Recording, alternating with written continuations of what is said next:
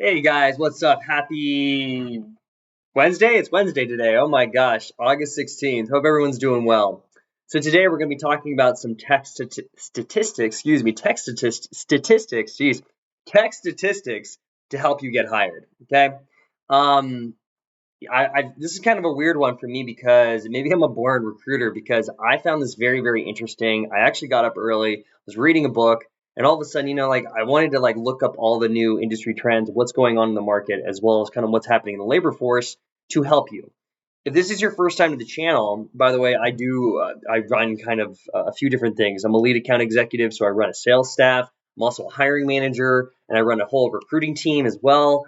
So I'm in this, and I've been in the recruiting and staffing area for about 10 plus years now, in tech, as well as I've been in about more than 5 years in kind of like more of the sales in tech sales specifically. I've been in kind of sales for longer than that in event sales and promotions and adventure sales actually too. So uh, different background there, but today I wanted to give you guys some statistics that are in the market and what I'm seeing to help you guys. And we're going to kind of break it down in a few different ways. I was thinking of giving you guys a little bit of hiring statistics so you know what to prepare for, some salary statistics so you know what's kind of like on what's going on, as well as like what to kind of look for.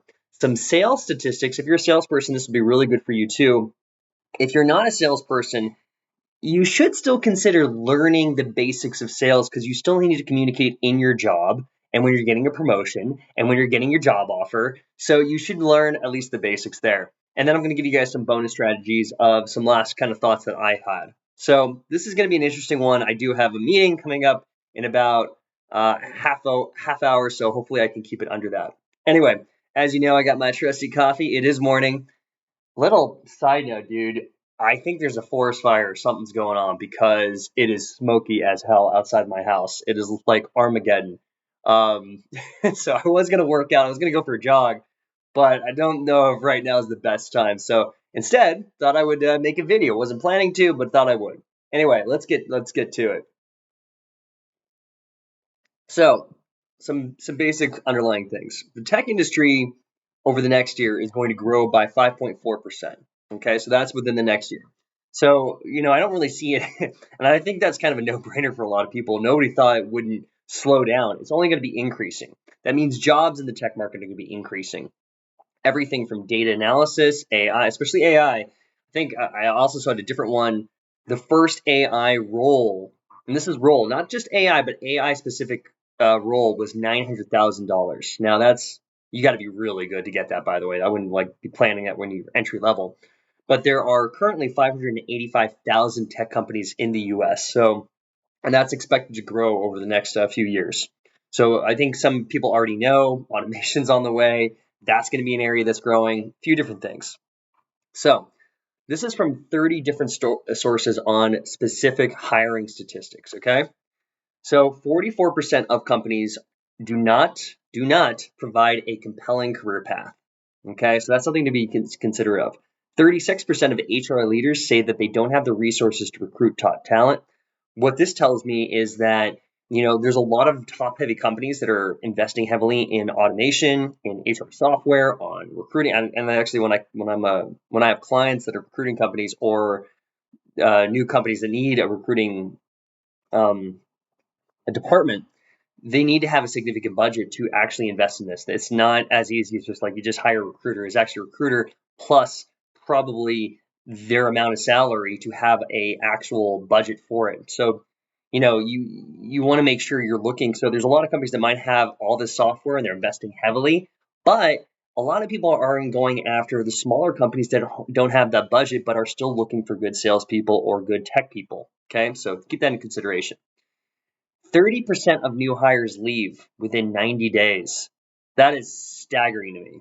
I've seen it, but I was like, whoa, seeing it on paper really made me think about it. So 30% of new hires leave within 90 days. So what you can do is if you find a company, one of the questions you can ask is, hey, can you tell me a little bit about the retention rate you have? Something to consider. If there's good retention in the company, then you know that they're on the growth path. Okay. It costs $1,400 to onboard a new employee. That's what the statistic says. Honestly, I think it's a lot more than that because you still have to pay that person the salary on a day to day, and it takes them at least 2 weeks of onboarding and usually like 3 months for them to kind of get in the hang of things. So make sure your company has an onboarding training program. Something key there. 65% of workers report being happy at their job. 70% of workers have a sense of purpose. Now, if you've seen some of the other videos I've done, I talk about this a lot. You know, a lot of people in tech chase the money. Okay. If you look at the hierarchy of needs of a person, you want satisfaction. You want to get, a lot of people go after to help with financial first. Once they get to that financial level and they're coasting, the next thing above that is satisfaction. So ideally, you're going into a role that you're already satisfied with, and then the money will follow. Okay, I know a lot of us are chasing the money like that, but get into a career that you actually are happy with, you enjoy the day to day. You enjoy, like, if you like, a lot of the people who watch this channel are either cybersecurity engineers or in tech sales. You're in cybersecurity engineering, you better like engineering first off. And I would definitely do your research. In sales, I would make sure that you are a little bit more of a people person. You enjoy meeting people. You enjoy also maybe self-improvement. That's another aspect. So things like that. Let's see. 75% of employees experience burnout. I mean, definitely common in sales. It's very easy to get burned out if you're making a lot of cold calls within those 90 days. I mean, I've been there, man. My first staffing firm, I was making between 80 to 120 cold calls a day. Like, I mean, just cold calls, no LinkedIn, nothing else, just cold calls. And I would say the turnover was extreme. By the end of the first year, I think out of 100 people that started with us, it was me and like 5 other people that were still there. Now, I became the top person after 2 years, but something to consider is that it's very easy to get burnout in sales, and you want to make sure that you're mentally prepared for that. You're mentally aware of, like, hey, for these next 90 days, I'm just going to commit to making quality as best calls and to develop my skills, not looking at the money. If you chase the money and then you don't get it as soon as you'd like, or you have instant gratification, very easy to get burnt out. Then you're like, I hate this. I quit. This is stupid. You know, everybody else is making blah, blah, blah. So just be aware of that, because your mind can go to a dark place. And I've been there in sales more than one time. So the average tenure of a person these days, so a person who stays at a certain company, the average person right now is between 3 to 4 years. So this is really good to know that if you're joining a company, you should mentally commit to that. Like, hey, I'm going to see this through. It's also going to be good for your resume. Because if you are leapfrogging, and it's a lot more leapfrogging than it used to, but if it's still with under 2 years, the employer is, of course, going to be asking that. Why? Why did you quit or get fired or something like that? So try to mentally commit to, like, hey, if I'm going to be going with this company, and I do this, for this next company that I'm committing to, I'm going to give them mentally 2 to 5 years of my undivided attention, okay, and see it through. So something to consider. Nearly 38% of employees quit within the first year of employment. That's crazy. 80% of businesses use HR software. Now, if you saw my talk with Eric Finch, we were talking a little bit about this, where their AI is used a lot in now the new enterprise companies. Okay, a lot of them because they have the budget to afford it. HR software, though, is all over the place. So I'm kind of surprised, actually. 80% of businesses use HR software. That doesn't mean necessarily AI software. Okay, HR software could be, there's, Clear Company was the big one that I used. Where it basically helps to regulate. It's very similar to a CRM. It's called an applicant tracking system, and it helps move candidates through the pipeline. Okay, so something to consider is, yeah, like being aware of that and knowing that the recruiter is looking at it like a CRM, and there's a funnel that kind of goes on. For every 100 applicants that go in, maybe 50 make the marker, maybe 50 of those people go to maybe only half of those go to a first interview, half of that group goes to a second interview, and when you're done, you have about 5 people left who can fill the role. It's very similar to a sales funnel, so be aware of that. Okay? 43% of companies report not having a future work strategy. Okay? Something to consider. Okay? because you want to make sure that the company has a plan for the future. Another thing, companies plan to reduce office space by 30%. Now, there's a lot of talk about this because obviously because of COVID, there was the rise of the remote worker. And a lot of people were already remote. I was working kind of hybrid before COVID. And then obviously when COVID happened, our company shut down completely. Doesn't mean like we shut down. They did have layoffs, but I was lucky enough to have a job, but I was working remotely. And I've been working remotely since usually. A lot of companies are now going back to the office, but they're still cutting down on office space. So there's going to be a lot more hybrid roles, which is why I recommend a lot of people are chasing the remote lifestyle.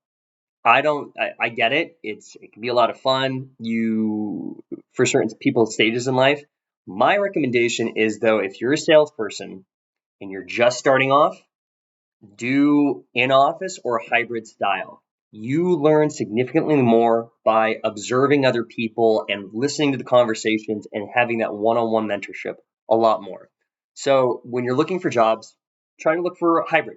It's going to be a growing trend, and I think you will learn a lot more than just working remotely. Okay. It also will help prevent burnout. So that is something. So some of the takeaways, we'll retract. I might split up this video because I think there's a lot of information. But one of the biggest things that you should be aware of, number one, if you're looking and shopping around for companies, okay, they should have, number one, a plan for the future. What is their plan for the future? Number two, do they have a successful onboarding program? When you get hired, is there training involved? What does the training consist of? How long does the training? How long does the average person take to ramp up? Means kind of get to where everybody else is doing on an everyday basis. Another thing, company culture. What is the culture like? Right? A lot of people leave because they feel like they don't fit in or it doesn't resonate with them. So you want to make sure you learn about the company culture. Okay. You also want to make sure you understand recognition within the company. How do the top people get recognized? Is there good feedback systems attached in their training and operation sequence? So recognition, very important. And also when you're looking into it, what is the career path? What is the career trajectory, right? What is like, if you join this company, you give it your all, what does it look like a year from now, 2 years from now, 5 years from now? A lot of people, the age old recruiter question is, what is, what is your 20-year plan? Dude, 20 years? Who the hell knows 20 years ago, like, I don't even know if the internet existed. I mean, it did exist, but like cell phones, I think cell phones came out in 2006, right? So, like, who knows where the world's going to be like. But I think we can adequately see where trends are most heading, like probability wise, within the next 2 to 5 years. So make sure that you have a plan for the next 2 to 5 years and make sure the company that you invest in, now it's a two-way street. You're investing in them, they're investing in you as well. Okay, so make sure it's always that win-win relationship. And that you are mentally committing to 2 to 5 years. And then you'll reassess. You'll reassess where you are, where the company is, where your career is kind of going. But make sure you're always planning for the future, but you're also focused. Okay, so that I hope was helpful. All right, let's talk about salary statistics. So this is part 2 of this series where we talk about this. I might cut up the video, so just add something if I did not. Let's talk about salary statistics, which is a very, very interesting one. Okay. So salary statistics that we are seeing. So I'm going to start with the average income in America right now in the U.S. Ooh, actually, I should look up. If you look at worldwide, I'm sure it's significantly lower. The average U.S. income right now is $57,000 a year. Okay, so something to consider. If you are above that, great. You can pat yourself on the back. If you're below that, don't get discouraged. Just kind of look at, maybe think about, where is my career going? Is there a solid foundation for it to get significantly higher? Or just kind of reassess, just do kind of a little bit of a status check there. Okay. But the average year income is 57K. Let's talk about cybersecurity for real quick. Entry level cybersecurity person makes between 69,000 to 85,000 a year. Okay. 69 to 85. If you're an average cybersecurity engineer, which means you've been in the market between 3 to 5 years, you're making $129,000 a year. That's great. That's awesome. That's exactly. The people that I know, if you've seen previous videos that make significantly higher, are those people that in cybersecurity world have a master's of cybersecurity and have the highest certification, CISSP. Okay. So let's talk about also salespeople. Okay. I'm actually going to throw this out there. The entry level position for a lot of people, or a medium on target earnings. So the average actual base salary for SDR is significantly lower than people have realized. It's actually only 45K. However, OTE, and you might hear this terminology a lot, OTE stands for on target earnings. Basically just means your sum total. Okay. I don't know why your base plus commission is your OTE. Very simple. I don't know, they always like to throw out new words that, like, doesn't that just mean the total? But anyway, on target earnings. So that means your base around 45 to maybe 55K. And that means your commissions can be like a little bit more. OTE for an SDR is 76,000. Okay. So your total as your income for that year, you want to estimate about 76,000. OTE for an SDR manager, which means some kind of person who's overseeing a bunch of SDRs, is 128,000. Big significant jump. Okay. If you are a B2B account executive, it's 132,000. If you are an account executive manager, right, 156,000. If you are a director of sales development, it's 177,000. If you're a director account executive, it's 218,000. Okay. So I know that was fast, but significant changes there. What are some of the things that you need to do to get promoted? You have to get results in sales. That's really in cybersecurity. You want a good reputation, so you want to get good results, but a lot of it has to do with your skill set in technology itself. Now, the people that I know that make significant amount of money, they have the best credentials, but also they know how to talk to people, because in the highest levels of cybersecurity, you do work with a team. So you need to be able to function with a team between 3 to 10 people. So you want to learn those personality skills. For sales, obviously the people that there's a big significance. The people that got promoted the most are those ones, same thing. They have an ability to focus. They have a positivity. They're likable. They have to get results. Usually it's only the people that are in the top 20% of sales results that are going to get promoted. If you're sucking at sales, why would they promote you? And why would also anybody listen to you? You have to actually have some results in that department. The other thing also, though, is those other people have a good balance of a personality, but so they have that sales personality, but at the same time, they're very data driven. They know how to look for patterns. So they have an operations data analysis mindset. So something to cultivate. Okay. So some of the tips. What can we take away with this? Oh, also a little side note on boot camps. So the average tech sales boot camp right now lasts between 3 to 13 weeks and costs $7,000, which I was a little shocked by. But so yeah, you always, whenever you're doing boot camps, I made a whole video on this on boot camps versus bachelors. Okay, so you can check that out. I go into a lot of detail on computer science degrees, cybersecurity degrees, boot camps in general. When it comes to boot camps, you have to look at the ROI. You have to return on investment. Certain cybersecurity boot camps are like $10,000 to $20,000 if they have job placement, in front. Like if they teach you the skills and there's connecting and community outreach, and you have that network as well as like kind of job placement, that's a good bet. You're better off in cybersecurity getting a bachelor's and ideally a master's. Okay, I would recommend, if you're a cybersecurity engineer, you do your bachelor's, get a job, work 3 to 5 years, then get your master's, then get your CISP, and you will be one of the hottest people on the market. In sales, I would recommend.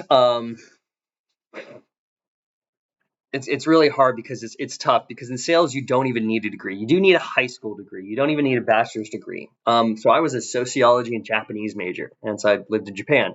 Uh, but I'm a big math guy. Actually, that was like the second idea I was thinking of, was being a mathematician. So I love math and I love people.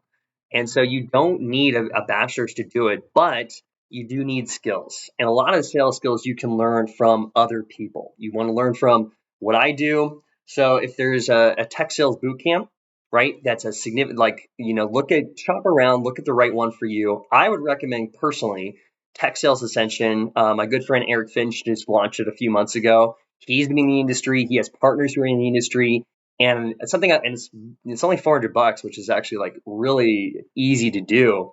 But the thing that I like about him is he has a networking and community component. And they say your network is your net worth. Okay. So I like that. And I think he does calls every single week to help you with your pitch. He does calls to help you through the interview and finding jobs. And he does calls also to help with your sales performance. And having that one-on-one, instead of it's not just like you're going through the videos, but actually having a tailored approach too will really be beneficial. And some of the other, like, not boot camps, but actual sales companies, they do that on a routine basis, is constantly fine tuning your approach, your lead generation, your pitch, your closing rate, all those things. So if you guys want to look at that, check it out in the description. I can get, he kind of gave me the ability to give you guys a bit of a discount if you use that. So use that and you'll get I think you get 10% off, which is really nice. Okay. So use those below and check out some of the other programs that I recommend. But you want to always make sure of the ROI when you're doing boot camps or any type of development. If you're going back to sales, some of the other things I do for my own development is actually I do boot camps, like I do to go, like I use it as part of my library because I'm always learning from different perspectives. Obviously, YouTube videos are big, but I read books. I read books and I listen to podcasts, and I also try it in the field. Try it in the field means whatever I'm learning, I usually try that day, or I try in real life in some scenario. This is how I got really good at Japanese.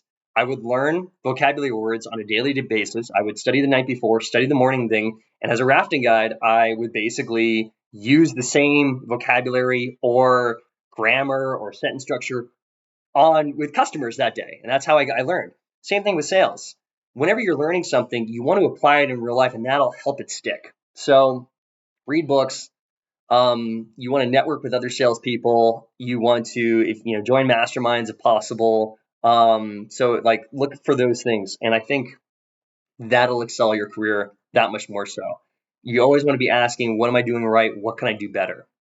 So for cybersecurity, it's a lot more education driven.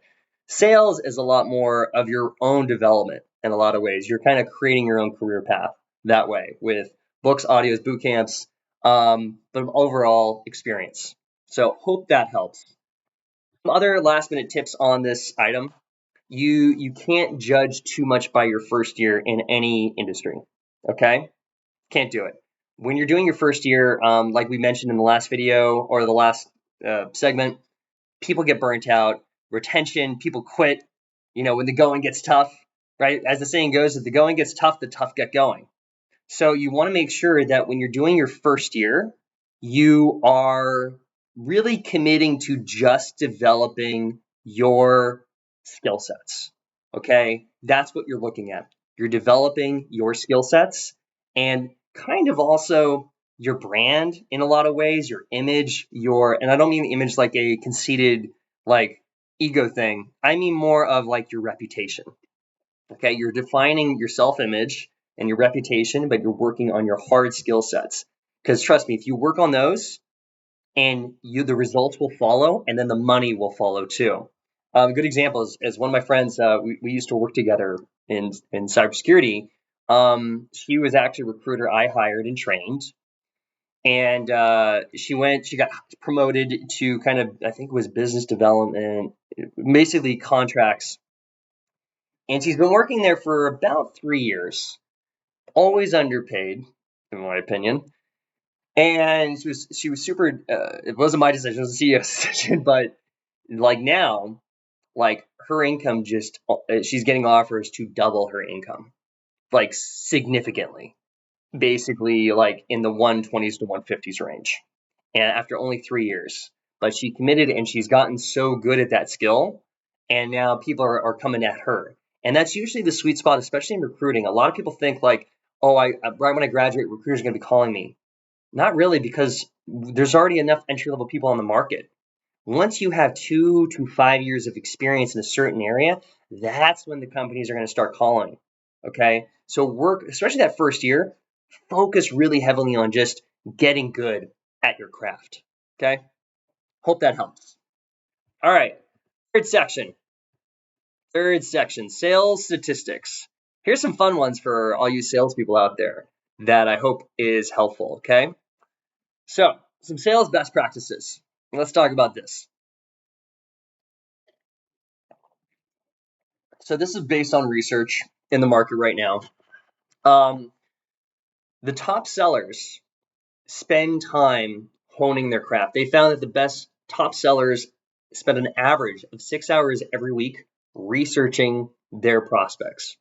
Now, I would say that 6 hours a week. So if you're looking at that, and I would box this in, where it's like maybe 3 times a week for 2 hours, you spend in significant research mode, meaning you're researching your clients, your prospects, your industry, your own skills, your company, your product information. You really spend a lot of time investing in knowing your craft and knowing this industry as much as possible. And this is really just general, but you want to definitely block it out on a calendar. Okay. What I like to do is usually at the end of the day, I dedicate an hour to learning a little bit more about my industry or research. I still read books also in the morning. So I read books in the morning. In the afternoon, I do like more either like part of a, yeah, I'm actually going, by the way, I'm going through Tech Sales Ascension right now myself just to like learn, what's new on the market. So I am learning kind of those things. I'm spending like an hour a day kind of taking that information, writing my own notes, teaching myself also how does this make sense. Okay, let's talk about calling. Okay, this is interesting statistics. 57% of C-level buyers prefer to be contacted via phone.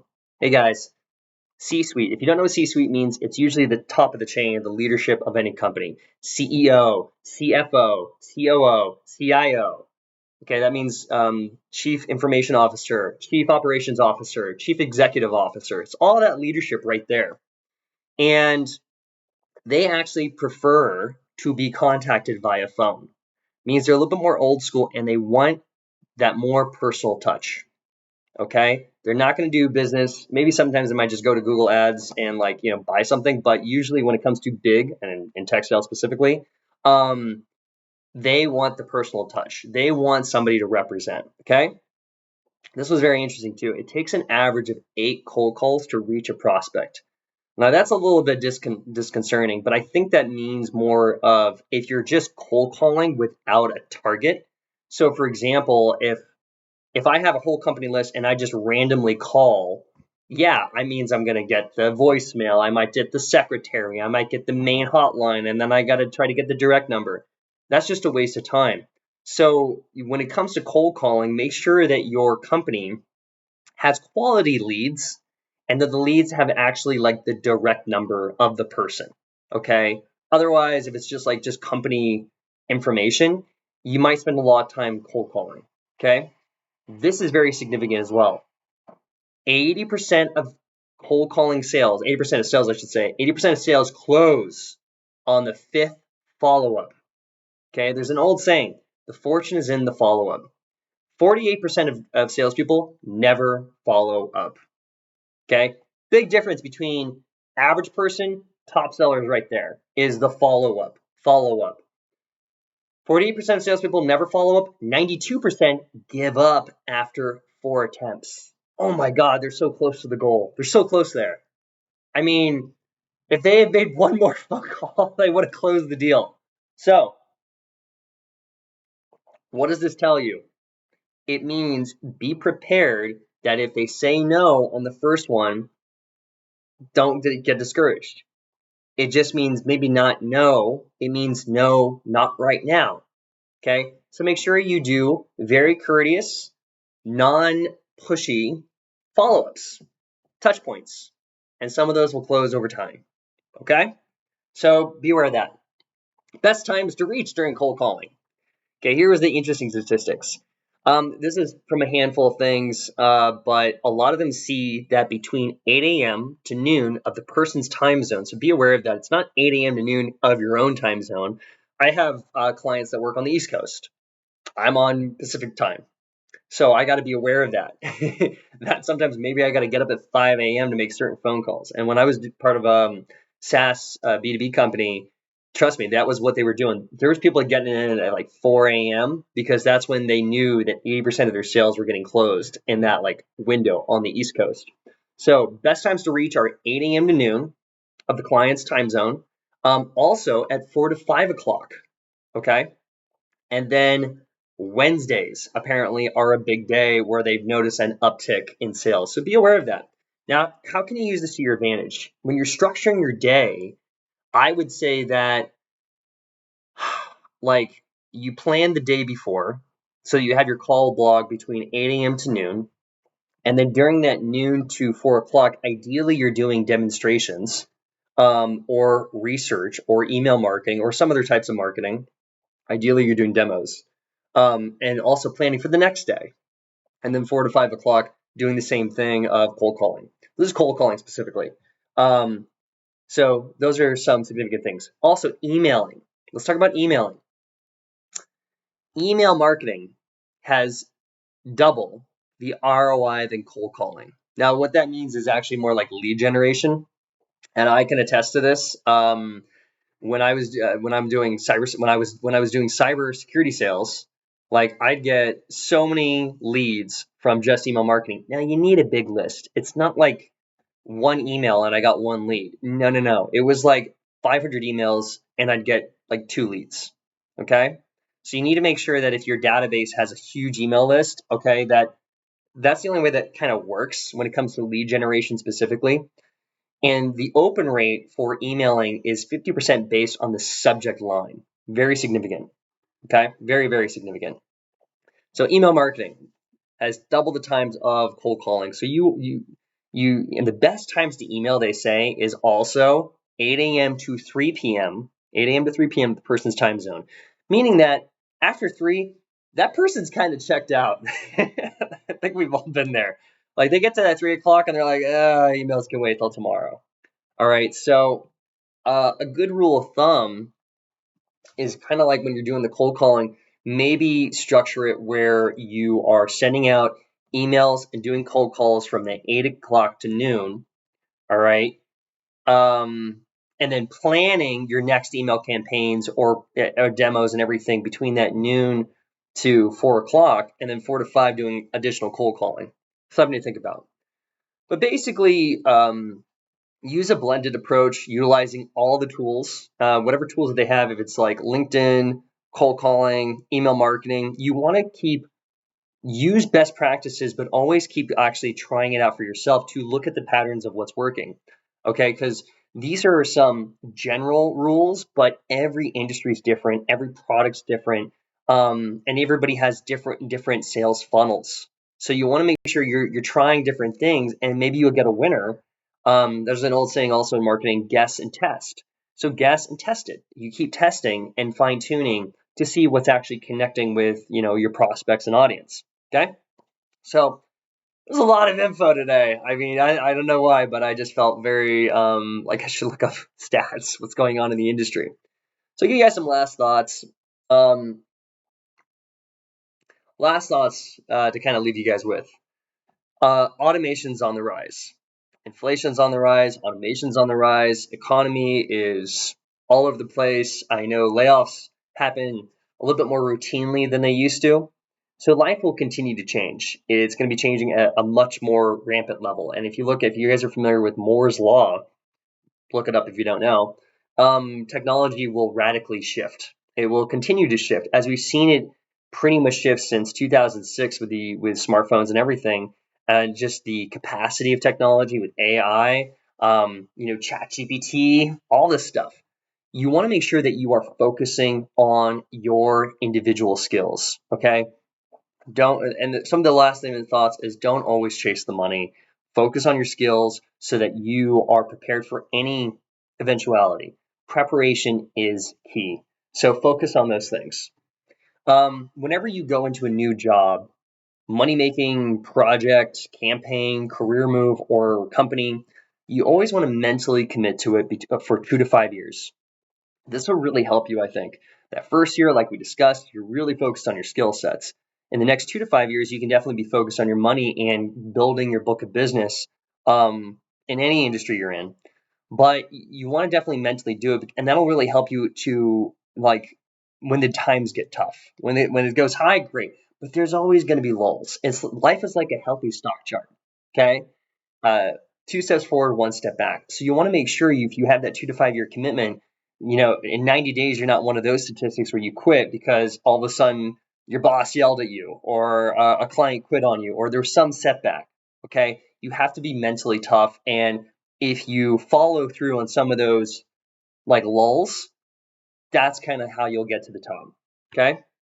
All right, so I hope that was helpful. If you would like, I have there's some recommended programs in the description below. If you'd like to reach out to me, I am offering career consulting. You can look at my website, resume2offer.com. You can book a one-on-one with me. There's also additional resources that I put on there that are exclusive.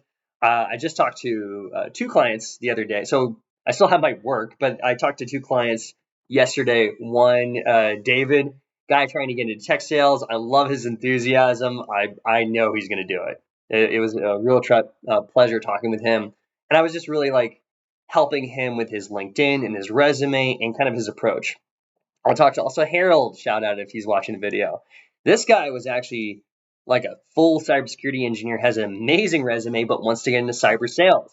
So he booked actually 3 sessions with me, and we're working on him, and we've been optimizing his resume, optimizing his LinkedIn, his whole approach, talking about really cybersecurity and what his strategy is for looking for kind of like the best companies with the highest probability. So it's going to save him a lot of time and energy. So that's kind of the benefits of working with me one-on-one if you'd like to.